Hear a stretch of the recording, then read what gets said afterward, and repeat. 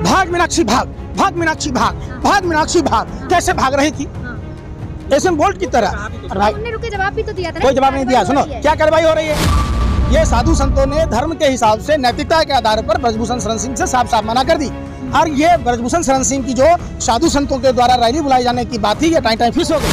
लोग अंधभक्त है। सुनो, अंधभक्त कुलदीप सेंगर के साथ थे, चिन्मयानंद के साथ थे, आसाराम के साथ थे, राम रहीम के साथ हैं, ये ब्रजभूषण शरण सिंह के साथ है। तो इनसे कोई फर्क नहीं पड़ता है। आज हिंदू बेटियां खतरे में है मोदी सरकार में।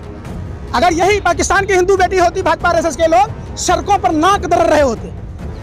आज कहां गया इनका हिंदू। देश के उन माँ बाप के लिए भी एक संदेश है कि आओ निकलो अपने घर और मकानों से, जंग लड़ो भाजपा के बलात्कारी नेताओं से जो देश की बेटियों के साथ यौन शोषण करते हैं। पंकज जी क्या लग रहा है, जिस तरीके से ब्रजभूषण जी की रैली थी 9 तारीख को, वो कैंसिल कर 5 तारीख को वो कैंसिल कर दी गई है। देखिए साधु संतों ने साफ मना कर दिया ब्रजभूषण शरण सिंह को। साधु संतों ने जिन 11 लाख साधु संतों की बात की जा रही थी, एक भी साधु यौन शोषण के जो आरोपी हैं ब्रजभूषण शरण सिंह, जो उत्तर प्रदेश के माफिया सांसद, जो WFI में चेयरमैन भी हैं और वही हुआ ना चेयरमैन, अध्यक्ष एक ही होता भाई, और वो सांसद भी हैं, जिन पर 1991 से पहले 34 से अधिक आपराधिक मामलों में मामला दर्ज था। और पूरा का पूरा ब्रजभूषण सिंह का परिवार WFI से रिलेटेड है। कर्णभूषण सिंह उनका बेटा WFI का उपाध्यक्ष है, प्रतीक भूषण बेटा जो है उनका भाजपा का विधायक है, विशाल सिंह जो इनका दामाद है बिहार कुश्ती संघ का अध्यक्ष है, आदित्य प्रताप सिंह जो बेटा का साला है वो WFI का संयुक्त सचिव है। और 11 साल से WFI में आखिर किस हिसाब से ये अध्यक्ष रहे हैं ब्रजभूषण शरण सिंह। 1987 की बात है, SP पर पिस्टल तान दिया था ब्रजभूषण शरण सिंह जैसे बाहुबली जो यौन शोषण के आरोपी हैं। और KP सिंह 1996 में सांसद बनी थी, इनकी पत्नी है।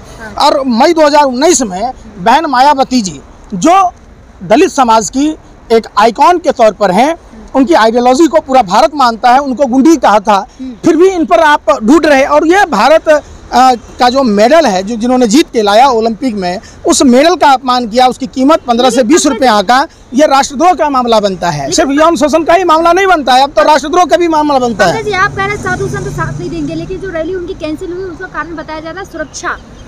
कोई सुरक्षा नहीं, कोई आला कमान नहीं। ये साधु संतों ने धर्म के हिसाब से नैतिकता के आधार पर ब्रजभूषण शरण सिंह से साफ साफ मना कर दी। और ये ब्रजभूषण शरण सिंह की जो साधु संतों के द्वारा रैली बुलाई जाने की बात थी, ये टाइम फिक्स हो गई।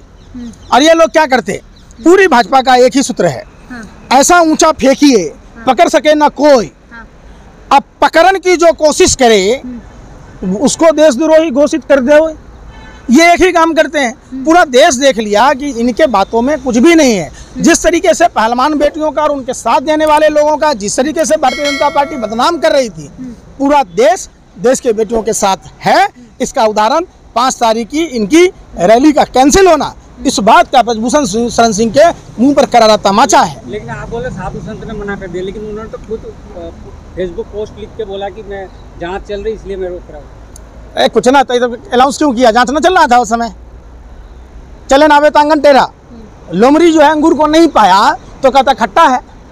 साफ साफ तमाम हिंदू संगठनों इसका विरोध कर रहे कि हिंदू बेटियां, जिन हिंदू बेटियों के साथ यौन शोषण हुआ। अरे भाई सुन रहे, आप कह रहे हैं हिंदू संगठन विरोध कर रहा है, तो साध्वी प्रज्ञा ठाकुर ने भी तो कहा था ना कि हिंदुओं को अपने घर में चाकू छुरी में धार तेज कर लेनी चाहिए, तो वो भी तो चुप है, तो विरोध कहाँ कर रहे हैं? आपको नहीं पता ना, पूरा हिंदू समाज की बेटियों के साथ जो यौन शोषण हुआ, आज आश्चर्यचकित है कि जो प्रधानमंत्री हिंदू धर्म की बात कहते, जो राम और कृष्ण की बात कहते, वो राम और कृष्ण, राम की मर्यादा और कृष्ण की न्याय को धता बताते हुए ब्रजभूषण शरण सिंह के साथ है। तो साध्वी प्रज्ञा ठाकुर क्यों चुप है? देखिए ये लोग अंधभक्त हैं। सुनो, अंधभक्त कुलदीप सेंगर के साथ थे, चिन्मयानंद के साथ थे, आसाराम के साथ थे, राम रहीम के साथ हैं, ये ब्रजभूषण शरण सिंह के साथ है। तो इनसे कोई फर्क नहीं पड़ता है। आप बोल रहे सारे हिंदू संगठन साथ नहीं है, लेकिन फिर मोदी जी इन पर कार्रवाई क्यों नहीं कर रहे? देखिए उन्होंने एक बात कही थी ब्रजभूषण ने कि मैं अगर मुंह खोल दूंगा तो भूचाल आ जाएगा। क्या ऐसा भूचाल? अब ये कहीं रैकेट तो नहीं चला रहे थे ब्रजभूषण, सेक्स रैकेट? अच्छा। कि आखिर डर से, अरे हम नहीं लगा रहे, हम तो उस बयान की बात कह रहे कि वो कह रहा है कि अगर मैं बोलूंगा तो ज्वालामुखी फटेगी और भूचाल आ जाएगा। इसका मतलब है कि कहीं ना कहीं एक साजिश षड्यंत्र प्रयोग का नतीजा था, कहीं रैकेट तो नहीं चल रहा जिसके लेके लोग कोई मुंह खोलने को तैयार नहीं है। इसमें कितने सफ़ेद पोश लोग, कितने नकाबपोश लोग आ जाएंगे ये क्लियर है, तो इसलिए उस पर कार्रवाई नहीं होती है। पास्को एक्ट में 24 घंटे में कार्रवाई होती है और देश की ये कोई सामान्य बेटियां नहीं है, देश की वो बेटियां जिन्होंने तिरंगे का सम्मान बढ़ाया, मान सम्मान बढ़ाया, देश के लिए मेडल जीत के आया और उस मेडल को बार बार ब्रजभूषण शरण सिंह के द्वारा अपमानित किया जाने के बावजूद अगर सत्ता पक्ष चुप है, इसका मतलब है कि ब्रजभूषण शरण सिंह के बातों पर कुछ न कुछ तो सच्चाई है कि अगर वो मुँह खोला, उस पर कार्रवाई हुई तो निश्चित तौर पर वो मुँह खोलेगा तो वाकई भाजपा में कोई भूचाल आने का डर है। इसलिए कोई भी भाजपा का नेता, सांसद जबान नहीं खोल रहा। यहाँ तक कि आपने देखा होगा महिला सांसद जो सुप्रीम कोर्ट की लॉयर भी हैं, भाग मीनाक्षी भाग, भाग मीनाक्षी भाग, भाग मीनाक्षी भाग, कैसे भाग रही थी एशियन बोल्ट की तरह। उन्होंने रुक के जवाब भी तो दिया था ना, कोई जवाब नहीं दिया। सुनो क्या कार्रवाई हो रही है। अगर इतना ही अगर होता तो एक महिला वकील होने के नाते, एक कानून विद होने के नाते देश की बेटियों के पास जाते, मीनाक्षी लेखी कि आपका केस मैं लड़ूंगा, अगर ये बोल देती तो बात समझ में आता। आखिर मीनाक्षी लेखी, स्मृति ईरानी, तमाम जो मैं अरे सुन नहीं रहे आप, 1 महीना से ज़्यादा हो गया, आज़ाद भारत में पहली बार हिंदू समाज की बेटी को हिंदुस्तान की राजधानी में, जहां प्रधानमंत्री हिंदू, राष्ट्रपति हिंदू, मुख्यमंत्री Hindu, police commissioner Hindu, ACP Hindu, police के कांस्टेबल हिंदू, आज देखिए ब्रजभूषण शरण सिंह के घर पर कम से कम आज हिंदू बेटियां खतरे में है मोदी सरकार में।